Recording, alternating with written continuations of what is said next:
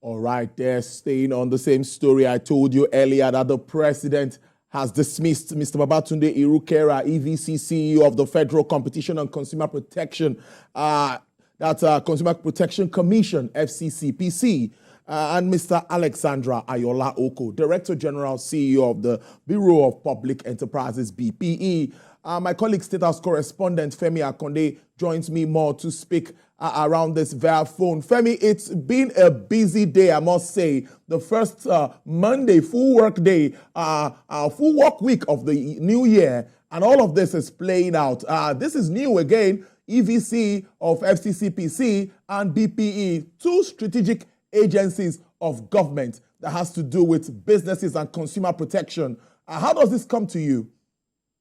Yes, well, it aligns with the president's desire to reform his administration, to ensure that his administration carries out some reforms in federal agencies that are strategic to the growth of our businesses in Nigeria. You know, the president has always been big on attracting investors and all of that, and also creating that enabling environment for investors to thrive. So this is not really surprising, and you know that Babatunde Irukera has been at the helm of affairs for a while now. He was not appointed by President Bola Tinubu, and President Bola Tinubu will want somebody appointed by him in his administration who understands the goal and vision of his administration and how he intends to drive that economic growth and development. So that's why he's carrying out all of these shake-ups to just ensure that his administration is strategically positioned, one, to attract investors and to ensure that that 1 trillion naira economy that he wants to achieve within a specific period of time is actually that template or framework to achieve that is put in place. Tolu.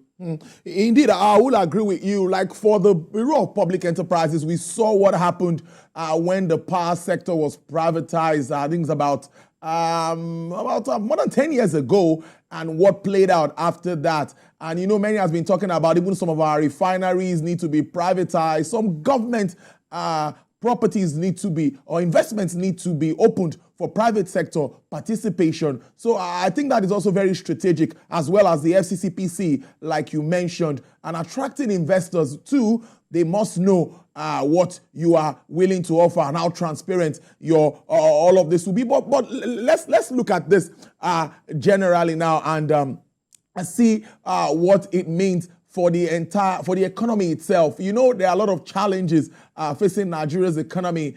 With this coming, what would you be expecting of whoever takes over from these two CEOs when somebody is later named? Well, we do not know who the president intends to nominate to occupy this office, but we believe that whoever he would have also done his groundwork to find out who he feels suits that position to drive his administration's economic development plan and all of that. But, you know, and the FCCPC is strategic because, you know, it helps also in ensuring that consumers get satisfaction and also monitoring of businesses to ensure that they also maintain standards in their operations. And all of these things are some of the bottlenecks that President Tinubu has assured investors that he is going to clear from the way, on the way of their investment. And you also know, yes, Babatunde Irukera has been commended in the recent past for being in discharging his duty as the EVC of that particular agency. You know, he was even awarded recently as the government agency of the year for some of the innovations and all of that he has introduced into that ministry. Because he's also had his own fair share of troubles and controversies. You recall the time that he had a running battle with a manufacturer of a tomato paste company and all of that back and forth, accusing him and indeed agents of killing local businesses and not allowing local businesses to thrive. We believe that some of these issues would have also got into the ears of Mr. President, and that is why he's trying to, introduce some of these restructuring and to reposition critical agencies like the critical agencies of government, like the FCCPC, to just ensure that, they also align with his own ideas and philosophies that will help stimulate economic growth. Indeed, a lot of work there. And let me add to that. A few weeks ago, the FCCPC came up with about 20-something billion naira they paid into government coffers. This was monies they got from fines, sanctions, and all of that, going about their day-to-day business activities. And I would also say whoever will take over from Mr. Irukera has a lot of work to do because before now, many consumers never knew they really had a right. Because when you buy something and you have a challenge with it, as Nigerians, we just go over it and maybe get another one.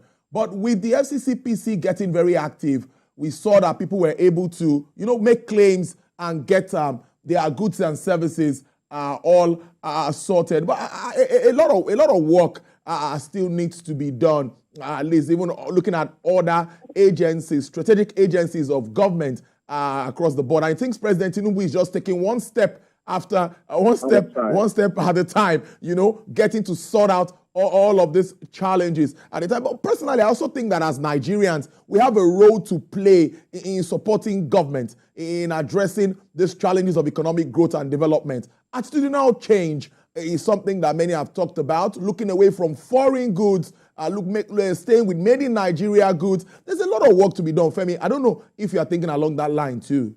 Yes, indeed, so there's a lot of work to be done. And, the agency under Irukera has also achieved some level of successes. He has been modest with his achievement. And, the latest was this issue of these loan apps, the loan sharks, that go about harassing people and all of that. He reported that so far they have been able to reduce this kind of harassment by 80%. I know it was really a huge relief for ordinary Nigerians, especially the poor people who run to these loan apps whenever they are cash strapped to get some bucks to just do basic things just to improve their purchasing power. These loan apps come breathing down their necks, and it has even made a lot of people suicidal, forced a lot of people into depression and all of that. It was something that with that agency he took up and, pressurized all of these loan apps, even had to go as far as meeting Google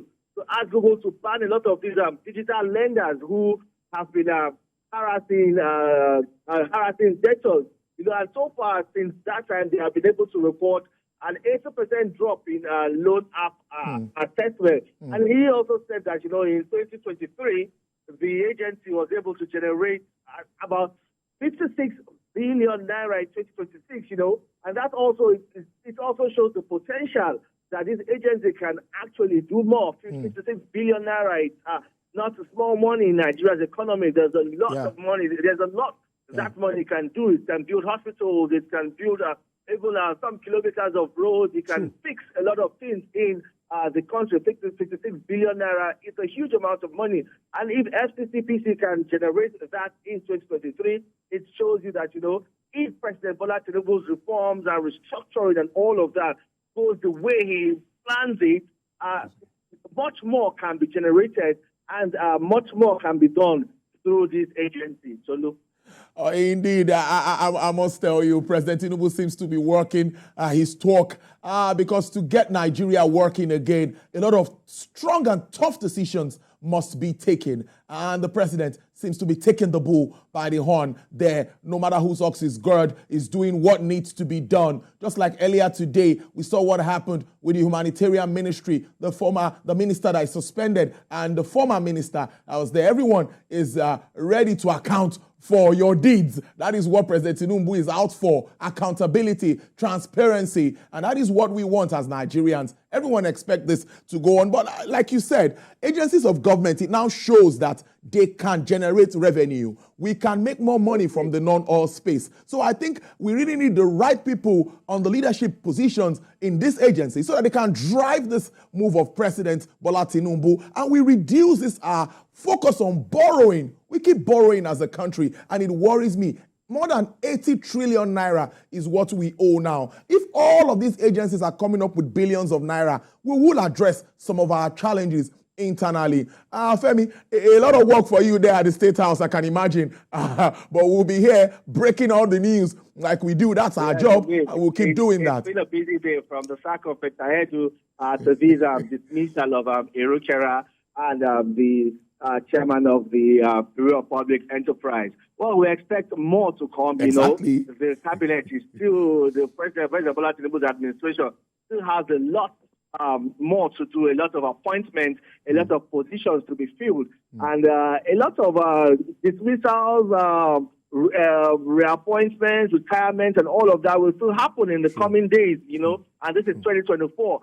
This is President Bola Tinubu was able to launch his own budget, the Renewed Hope budget. This is the first budget of the Tinubu administration. So he expects to achieve a lot more because he now has all the tools he needs to work.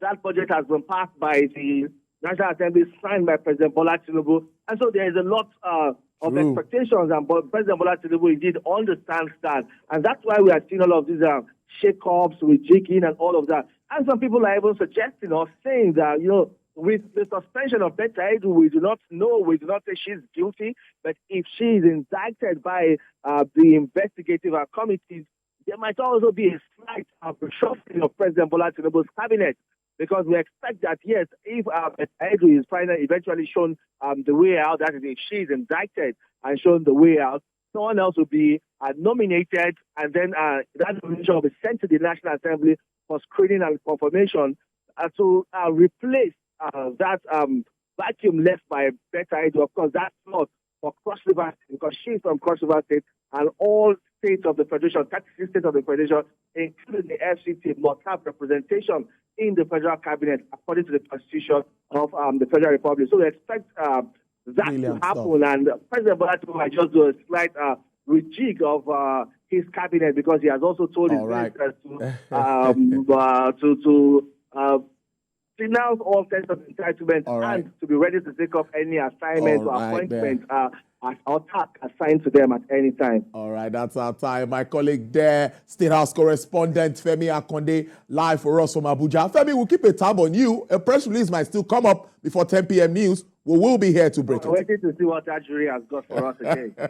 All right, there. Well, that's it for now. We'll be back to bring you up to speed with happenings around Nigeria and, of course, across the world.